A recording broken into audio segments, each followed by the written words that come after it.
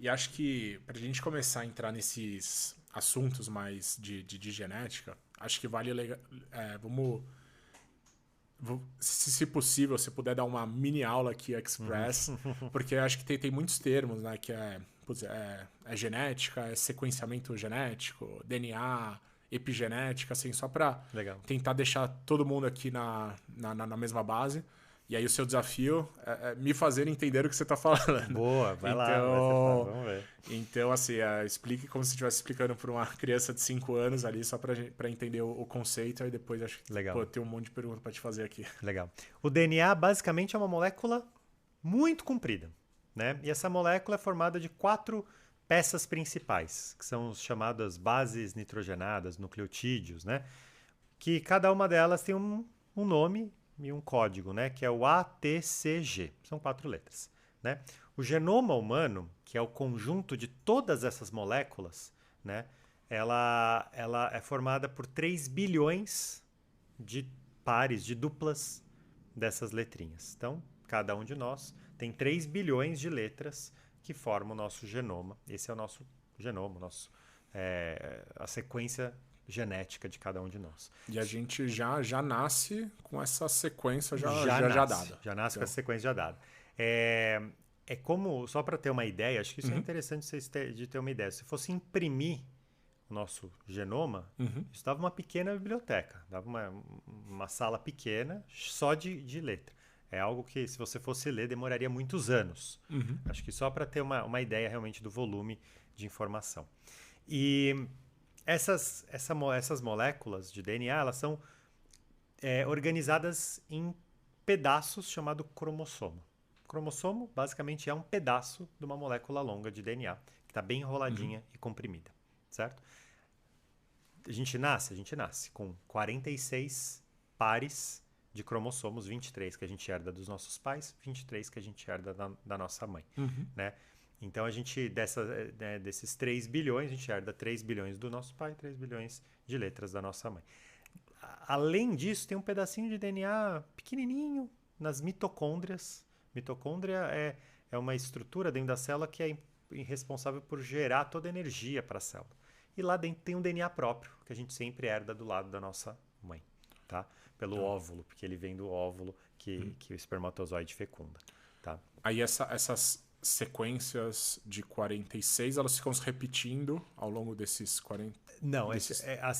as letras, essas bases, o ATCG, ela tem uma sequência única que dentro desses 23 pedaços, Uhum, né, dessas 23 sequências, ela tem a sua sequência específica única. entendeu? E que é 99,9, 99,99% igual entre cada uma de. Então, entre eu e você, né? 0,1 mais ou menos ou 0,01% Uhum, é que é a diferença. entendeu? O que dá, né? Você faz esse cálculo aí, 3 a 30 milhões de diferenças entre nós. Uhum. Caramba, que incrível. É. E aí, só falando, então assim, a gente tem o DNA, tem a genética, e tem alguns outros conceitos que hoje em dia estão um pouco mais falados, por exemplo, epigenética, Legal. o RNA também É, entra alguma coisa no meio. É importante boa. a gente ter Vamos lá. esse conceito balizado para a gente continuar a É. nossa conversa. Por como que a gente vai ligar essa informação, que é uma molécula que está dentro em cada uma das nossas células, né? Que é como se fosse o nosso livro, o nosso manual de instrução. Como que a gente linka isso à cor do olho? Que eu falei no começo Uhum, do nosso papo. É, dentro desses 3 bilhões de letras, dentro dessa pequena biblioteca, tem as informações para se fazer as proteínas, tá? E as proteínas é tudo no nosso corpo. São as enzimas, são os receptores da célula que levam mensagem para dentro, são os peptídeos que mandam mensagem para fora, são a estrutura como colágeno, isso tudo é proteína. E toda a informação para fazer as proteínas estão nessa sequência, tá? E o RNA é justamente uma maneira de você pegar essa informação e mandar para fora ali do núcleo da célula para fazer as proteínas que você precisa. Então, aqui tem todo como se fosse o livro de receita de todas as proteínas e também toda a maneira de você organizar quando que cada uma dessas receitas deve ser feita. Porque você não pode ficar fazendo colágeno. Você não pode virar uma geleia de colágeno, né? Você tem que saber fazer um pouco de colágeno aqui, deixar de fazer ali, por exemplo, tá? Entendi. E a cor do olho aí. Algumas pessoas têm uma diferença, né? Num ponto específico. Dentro de todas essas 3 bilhões de letras, um deles é diferente.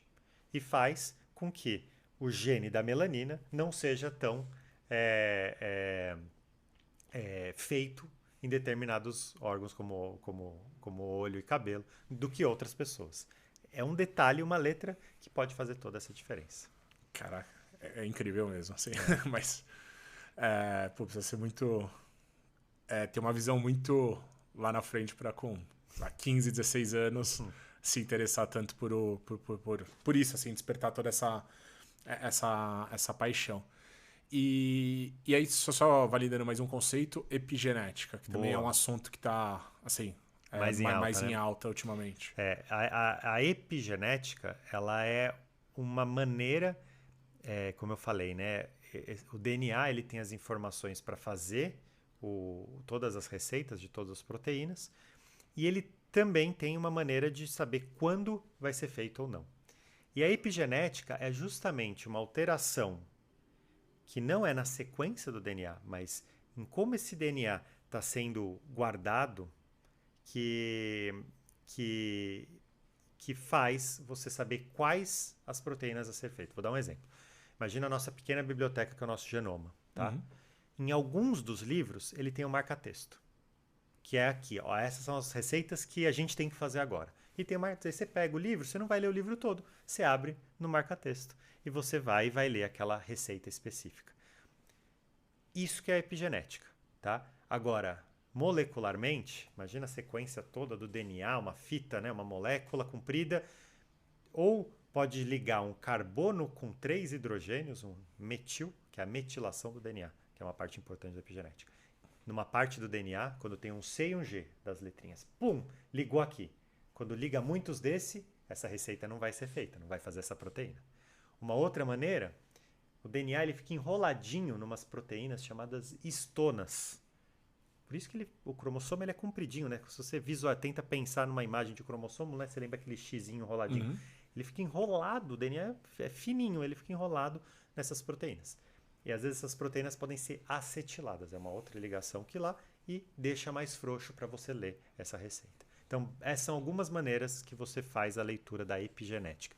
E a diferença da genética e da epigenética é: a genética você nasce com aquela sequência única. A epigenética, ela vai sendo transformada ao longo da vida, por um processo temporal, por um processo de hábitos, né? Em algum momento do desenvolvimento humano a célula tem que crescer, uma hora ela tem que parar, uma hora tem que nascer cabelo, onde que uma hora não tem, né? Uma hora você vai se desenvolver, vai entrar na puberdade, uma hora vai ter um hormônio específico, outra... Isso tudo é muito regulado de maneira epigenética e os hábitos interferem muito nisso. Pô, fenomenal.